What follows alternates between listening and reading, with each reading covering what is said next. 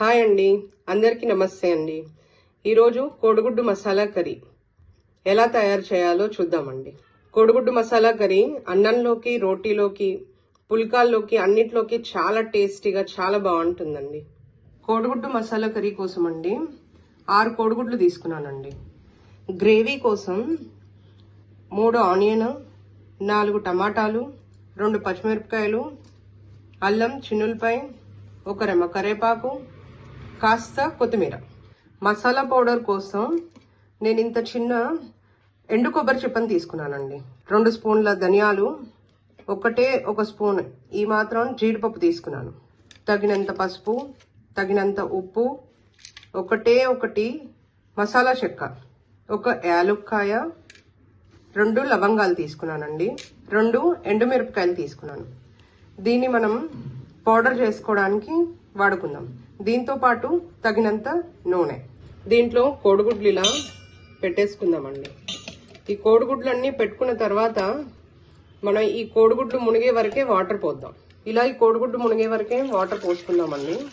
1 spoon ఉప్పు వేస్తున్నానండి. Stove వెలిగించి ఈ గిన్నె పెట్టేస్తున్నాం. ఈ గిన్నె పైన ఒక మూత పెట్టేసుకుందాం. ఇందాక మనం కోడిగుడ్ల పైన మూత పెట్టాం కదండి, ఇవి ఉడకడానికి స్టార్ట్ అయ్యాయి అనమాట. ఇప్పుడు మూత తీసి పెట్టేయండి, లేదంటే మొత్తం పొంగిపోతుంది. త్వరగా ఉడకడానికని మూత పెట్టానండి నేను. కోడిగుడ్లు ఉడకడానికి ఒక 10 మినిట్స్ పడుతుందండి. ఆ లోపు స్టవ్ వెలిగించుకొని ఒక కడాయి పెట్టేసుకోండి. మసాలా పౌడర్ కి కావాల్సిన ధనియాలు,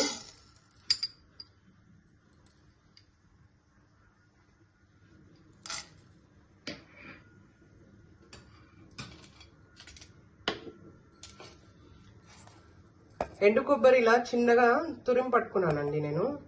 సన్నగా తీసుకుంటే త్వరగా మెదిగిపోతుంది అనమాట. ఇవన్నీ ఒక్కసారి ఫ్రై చేసేసుకున్నాం.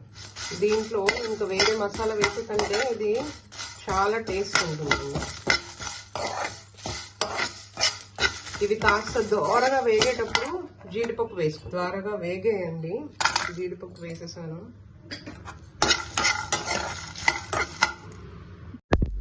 ఇది దోరగా వేగేయండి అన్ని. ఇప్పుడు మిక్సీ జార్లో తీసుకొని పౌడర్ చేసి పెట్టేసుకుందాం. కోడిగుడ్లు ఉడికిపోయాయండి. ఇలా పొట్టు తీసి అన్ని చూపిస్తాను. స్టవ్ వెలిగించి ఒక పాన్ పెట్టేసుకున్నానండి. 3 స్పూన్లు అయితే నూనె సరిపోతుంది అనమాట గ్రేవీ కోసం. దీంట్లో అన్ని ఒకేసారి వేసేస్తున్నానండి. ఇప్పుడు కాస్త ఉప్పు వేసుకుందాం, కాస్త పసుపు వేస్తున్నానండి. దీన్ని ఒకసారి మొత్తం కలిపేసుకుందాం. కొంచెం ఫ్రై అవుతూ ఉందండి. ఇప్పుడు స్టవ్ సిమ్ లో పెట్టేసుకోండి. ఒక మూత ఇలా పెట్టి ఒక 5 నిమిషాలు అలాగే వదిలేయండి. పచ్చిగా లేకుండా టమాటా, ఉల్లిపాయ అన్ని వేగిపోయావండి. మన గ్రేవీకి సరిపోతుంది. దీన్ని చల్లారబెట్టుకొని మిక్సీ వేసేసుకున్నాం. స్టవ్ వెలిగించి ఒక పాన్ పెట్టేసుకున్నానండి. 3 స్పూన్లు అయితే నూనె సరిపోతుంది అనమాట గ్రేవీ కోసం. ముందుగా బిర్యానీ ఆకు, లవంగం, ఇలాచి వేసేసుకుందాం. ఉల్లిపాయ ఏడుతూ ఉంటుందండి.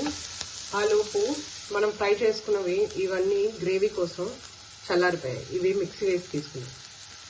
ఉల్లిపాయ వేగిపోయిందండి. ఇప్పుడు అల్లం పేస్ట్, కరివేపాకు వేసుకుందాం. ఒక్కసారి ఇలా కలిపేసుకోండి. ఉల్లిపాయ అంతా బాగా వేగిపోయిందండి. ఇప్పుడు మనం గ్రేవీ రెడీ చేసుకున్నాం కదండి, ఆ గ్రేవీ అంతా వేసేసుకున్నాం.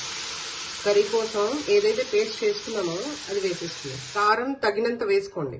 ఎక్కువ తినేవాళ్ళు ఎక్కువ వేసుకోండి, తక్కువ తినేవాళ్ళు తక్కువగా వేసుకోండి. ఉప్పు చూసుకొని తగినంత ఉప్పు వేసుకోండి. మీడియం సైజ్ గ్లాస్ తో వాటర్ తీసుకోండి. దీన్ని ఒకసారి ఇలా పోసేద్దాం. దీన్ని కలిపేసుకోండి. ఉప్పు, కారం, పసుపు తగినంత వాడుకోండి. దీన్ని ఇప్పుడు ఒకసారి ఇలా కలిపేసి మూత పెట్టి 10 నిమిషాలు ఉంచుతామండి. హై ఫ్లేమ్ లో పెట్టకండి, మీడియం ఫ్లేమ్ లో పెట్టుకోండి. గ్రేవీ అంతా చిక్కపడిందండి. 10 నిమిషాల వరకు ఉంచాను కదా, బాగా చిక్కపడిపోయింది. ఈ గ్రేవీలో ఇప్పుడు మనం రెడీ చేసి పెట్టుకున్న గరం మసాలా అంతా వేసేసుకుందాం. లేదంటే ఆ టమాటాలు, ఉల్లిపాయలు వేసినప్పుడు ఇవి కూడా అన్ని ఒకేసారి ఫ్రై చేసేసుకోవచ్చు. కొబ్బరి తొందరగా అడుగు పట్టుకుంటుంది అనమాట. అందుకని అంతా ఇలా ఒకసారి కలిపేసుకుందామండి. ఇప్పుడు మనం పొట్టు తీసి పెట్టుకున్న ఎగ్స్ వేసేద్దాం.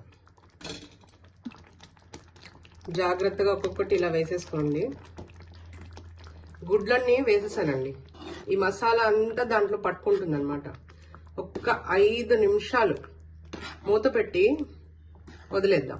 ఫ్లేమ్ మాత్రం మీడియం ఫ్లేమ్ లోనే ఉంచుకోండి. హై ఫ్లేమ్ పెట్టారనుకోండి మొత్తం మాడిపోతుంది. మీడియం ఫ్లేమ్ లో ఉంచి 5 నిమిషాలు, దాని తర్వాత మనం తీసేసుకుందాం. మసాలా అంతా దగ్గర పడిందండి. కోడిగుడ్డుకి మసాలా అంతా పట్టేసుకుంది. సరిపోతుందండి. ఇంకా స్టవ్ ఆఫ్ చేసుకుందాం. కోడిగుడ్డు మసాలా కర్రీ అండి. దీనిపైన ఒక్కసారి కొత్తిమీర ఇలా గార్నిష్ చేసుకొని వడ్డించుకోండి. కోడిగుడ్డు మసాలా కర్రీ అండి రెడీ అయిపోయింది. థ్యాంక్ యూ ఫర్ వాచింగ్ అండి.